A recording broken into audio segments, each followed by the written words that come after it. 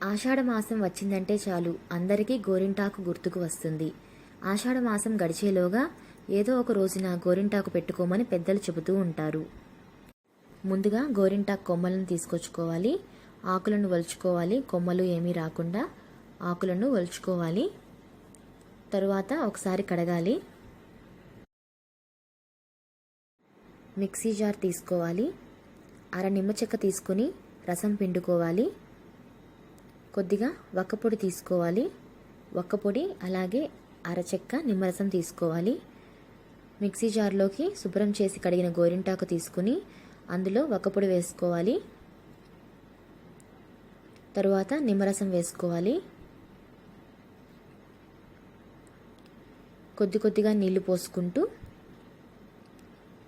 అలాగే ఒక గెరిటితో కానీ స్పాచులాతో కానీ ఈ ఆకుని లోపలికి నెడుతూ ఈ విధంగా లోపలికి నెడుతూ కొద్దిగా నీళ్లు పోసుకుంటూ మెత్తగా రుబ్బుకోవాలి.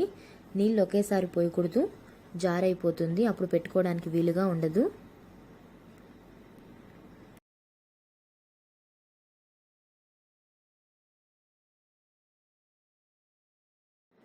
ఈ విధంగా గోరింటాకును రుబ్బుకోవాలి. వెంటనే వేరే దాంట్లోకి ఒక బౌల్లోకి మార్చేసుకుని మిక్సీ జార్ని ఆ స్పాచులాని క్లీన్ చేసుకోవాలి. శుభ్రంగా కడుక్కోవాలి. ఆషాఢంలో ఖచ్చితంగా అరికాళ్ళల్లో అయినా సరే కొద్దిగా గోరింటాకు పెట్టుకోవాలి అంటారు. 5వ తనానికి మంచిదని చెబుతారు అరికాళ్ళల్లో పెట్టుకుంటే.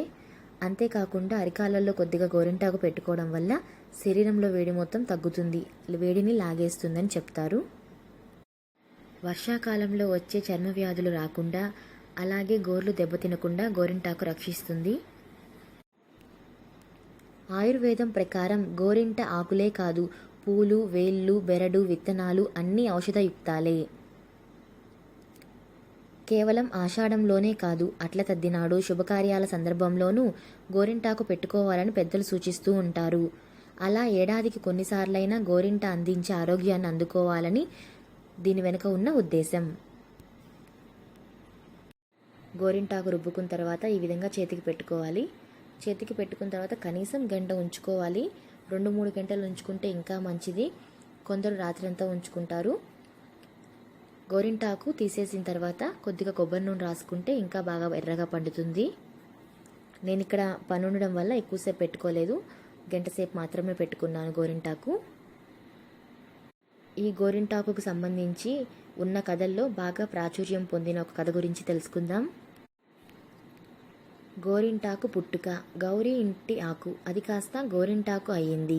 గౌరీదేవి బాల్యంలో చెలులతో వనంలో ఆటలాడే సమయాన రజస్వల అవుతుంది. ఆ రక్తపు చుక్క నేల తాకినంతనే ఓ మొక్క పుడుతుంది. ఈ వింతను చెలులు పర్వతరాజుకు చెప్పగా సతీ సమేతంగా చూసేందుకు వస్తారు. అంతలోనే ఆ చెట్టు పెద్దదై, నేను సాక్షాత్ పార్వతీ రుధిరాంశతో జన్మించాను, నా వలన లోకానికి ఏ ఉపయోగం కలదు అని అడుగుతుంది. అప్పుడు పార్వతి గౌరి ఆ చెట్టు ఆకు కోస్తుంది. ఆమె వేళ్ళు ఎర్రబడిపోతాయి. అయ్యో బిడ్డ చేయి కందిపోయిందనుకునే లోపుగానే పార్వతి నాకు ఏ విధమైన బాధ కలగలేదు, పైగా చాలా అలంకరణగా అనిపిస్తుంది అంటుంది. పర్వతరాజు ఇకపై స్త్రీ సౌభాగ్యం చిహ్నంగా ఈ గోరింటాకు మానవ లోకంలో ప్రసిద్ధమవుతుంది. స్త్రీల గర్భాశయ దోషాలు తొలగిస్తుంది. అతి ఉష్ణం తొలగించి స్త్రీల ఆరోగ్యాన్ని కాపాడుతుంది. తన వర్ణం వలన చేతులకు కాళ్లకు అందాన్నిచ్చే అలంకార వస్తువుగా వాడబడుతుంది. అదే ఈ చెట్టు జన్మకు సార్థకత అని పలుకగా గౌరీతో సహా అందరూ ఆ చెట్టు ఆకుల పసరుతో చేతులు కాళ్ళు అందంగా తీర్చుకుంటూ ఉంటారు. ఆషాఢ మాసంలో తల్లిగారింట్లో ఉన్నప్పుడు కూడా తనను మర్చిపోకుండా ఉండాలని, తప్పక పెట్టుకోవాలని గోరింట కోరిందట.